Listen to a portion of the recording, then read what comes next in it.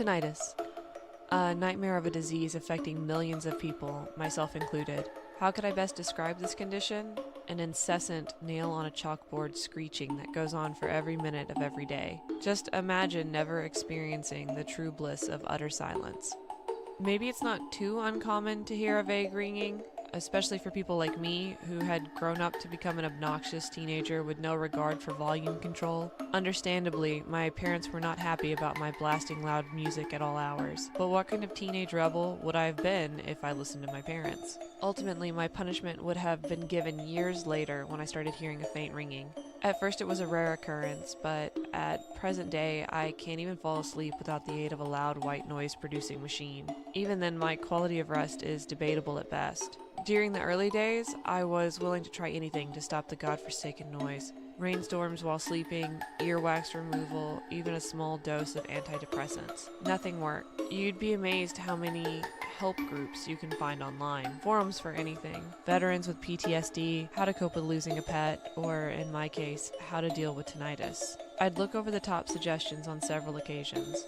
Most I had already tried while visiting my doctor, while the rest were mostly scams, better suited for multi-level marketing campaigns. I used to call myself an optimist, so naturally I would return to the forum every other week in hopes of finding a miracle cure. On one particular day, I decided to scroll a bit further down and see the less popular suggestions. Among the obvious troll posts and scam cures, I found a more clickbaity post that read, "A weird trick to cure tinnitus.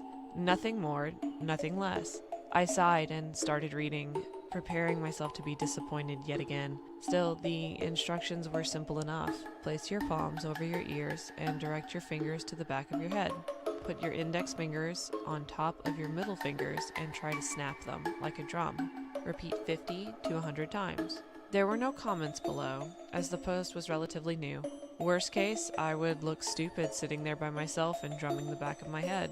So I tried it out, snapping my fingers and causing a little drumming sensation. 45, 46, 47, 48, 49, 50. That ought to do it. I removed my palms from my ears and listened intently. Nothing. For the first time in years, there was just the pure bliss of silence. For minutes, I just sat back in awe, not believing what I was hearing, or more accurately, not hearing. Had the trick actually worked? I decided that, rather than enjoying my newfound silence, I would give my brain a well-deserved silent rest. And that's exactly what I did. I slept like a baby that night until around 2 in the morning. I tend to wake up randomly during the night, so it caused little concern. To my disappointment, but not surprise, the screeching had returned. At best, I had half expected the solution to be a temporary one. I simply performed the witchcraft-like trick again, and once more the ringing was gone without a trace. With a sigh of relief, I settled back into bed. The sound that had haunted me for so long had been easily defeated by a helpful anonymous person online, and I was content. Only then did I realize that I wasn't enveloped in complete silence. Rather, there was something else cowering in the dark, only making its presence known by a soft thump. Could it be my own heartbeat? After all these years, would I now be haunted by a new sound? I held 3 fingers on my neck and felt a pulse. It didn't match the sound in the darkness. Although I tried, placing the sound proved to be a challenge. With each pacing thump, I tried to pinpoint its origin a bit more precisely. I went so far as to open every cupboard in my apartment, checked in the hallways, and lastly placed my ear against the wall. No sooner did my ear touch the wall before the sound stopped. My heart raced alongside my logical mind. There had to be a simple explanation. Maybe it had been a busted pipe, or one of my neighbors being a prick late at night. No matter the cause, it was time for bed. In the morning, the ringing returned. I figured I could put the noise at bay by performing the trick every 6 hours. It quickly became a routine of mine to stupidly tap my head when no one was looking, and it worked. Everything was great, apart from my nightly routine of waking up around 2 and hearing the same thumping, softly keeping me company in the darkness. Most nights I simply ignored it, but other nights curiosity got the better of me and I pursued the sound. Each night I once again failed to locate the sound. I simply couldn't place it, and I couldn't be bothered to stay up long enough to figure out where it started and when it ended. I tried to talk my neighbors into investigation, but they scoffed at the idea of waking at such late hours. Rats were another possibility, but after a quick visit by pest control, they assured me that there were no rodents living within the walls. In fact, after looking at the building plans, they insisted that it would be impossible for rats to live inside these walls. As a last resort, I decided I would record myself sleeping. I had heard there were a bunch of apps that only recorded you if there's a noise, so I figured it would be ideal for the situation. I downloaded a free app and went to bed. Just like every night before, I woke up around 2, but decided I would ignore the sound and let my phone do its work. I had some earplugs that came in handy, and without further troubles, I fell asleep. After waking up the following morning, I brewed myself a much-needed cup of coffee and sat down, figuring I could run the recording through audio editing software to look at the amplitude of the sound waves rather than listening through it all. The thump started at midnight and kept going for several hours. Aside from that, I mostly found sounds of myself shifting around in bed. However, at 3:30, there was a short pause consisting of complete silence, as if every sound had been erased from existence. It was not more than a minute before the sound returned, but it was no longer a soft thumping. It sounded more like whispering, just incomprehensible voices talking to no one in particular, raspy and tired. I couldn't make out what was said on the recording. My phone wasn't exactly a technological wonder.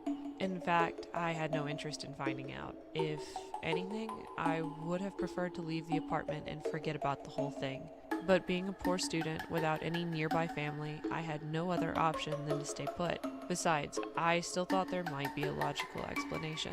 After some hesitation, I came to the ridiculous conclusion that if I could hear the actual whispering, I could probably locate the culprits. So when night came, I went to bed, fully expecting to be awoken at the usual time, and from then I would search for the source of the noise. 2 a.m. rolled around, and I was awoken by the familiar, eerie thumping. Where it had once been a welcome, intriguing part of my nightly routine, it had now become a dreaded enemy.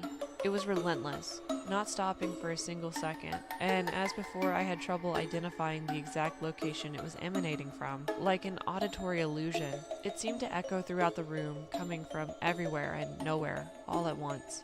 At precisely 3:31, the sound abruptly came to a halt. I held my breath in anticipation, waiting for the mysterious voice to start talking. As expected, the whispers began. Unlike the thumps, however, I could immediately discern their origin. They came from the wall directly behind my bed. I knew there couldn't possibly exist anything behind the wall. No apartment nor crawl space, just a concrete barrier separating my room from the outdoors. I crawled onto my bed with caution, as if approaching a wild animal, and carefully pressed my ear to the wall.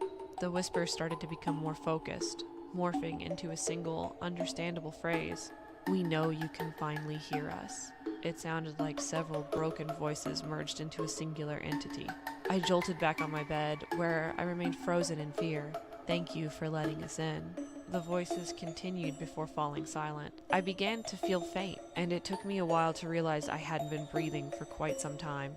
I forced a gasp, bringing air into my lungs, and tried desperately to calm down. While trying to come up with a plan, the thumping returned. Only this time I heard it exactly where it came from. The soft steps turned into loud tearing along the inside of the wall. It moved with each step, working its way towards the hallway outside my bedroom. I could vaguely make out a shadow beneath the door as it moved past it. I always kept my bedroom door locked, a habit formed during my time spent living with intruding family members. But I knew that wouldn't stop whatever abomination I had let loose simply by acknowledging its presence. The creature started knocking on the door, a playful thump with each knock, one I had become accustomed to over the past few weeks. It spoke to me with its now familiar broken voice. "It's too late to lock us out now," they said. What do you want?" I stuttered back. What are you?" "We are the acolytes. We just wanted to be heard. We've waited so long." It struck the door, and small cracks appeared along the hinges. "We have always been here," the voices cried in unison. "Why are you afraid?" Another violent punch, and the upper hinge broke off the doorframe. I would have called the police or anyone, but had inconveniently left my phone in my jacket pocket. So I threw on whatever clothes I had lying on the floor and clambered out the window and down the fire escape. I wasn't taking any chances with whatever was on the opposite side of my door. As I made my descent, I heard the bedroom door splinter. "Where are you?" the things yelled. "We have come for you." I never looked back. After my escape, I made my way to a nearby gas station and used their phone to dial the police. I told them, without going into specifics, that there had been an intruder in my apartment and explained how I had fled down the fire escape. When they checked the apartment, however, there was no one to be found.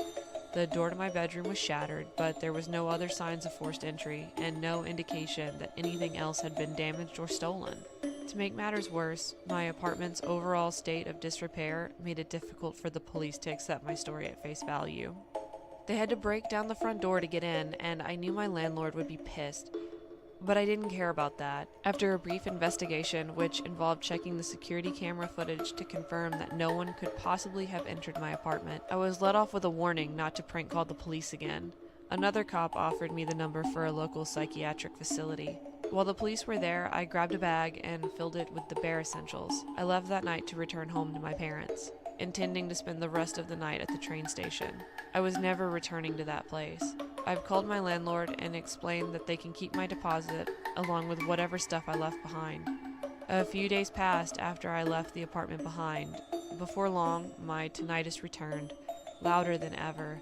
And at first, I couldn't have been happier about it. By allowing myself to hear the entities, I had inadvertently let them in. I accepted my condition as a bittersweet blessing, as it hid the things that go thump in the night. And if I couldn't hear them, they couldn't find me either. Unfortunately, my relief proved to be short-lived. As it turned out, the ringing was no longer enough to silence the voices. Last night, I woke up to a strange sound at 3:31 a.m. "We found you."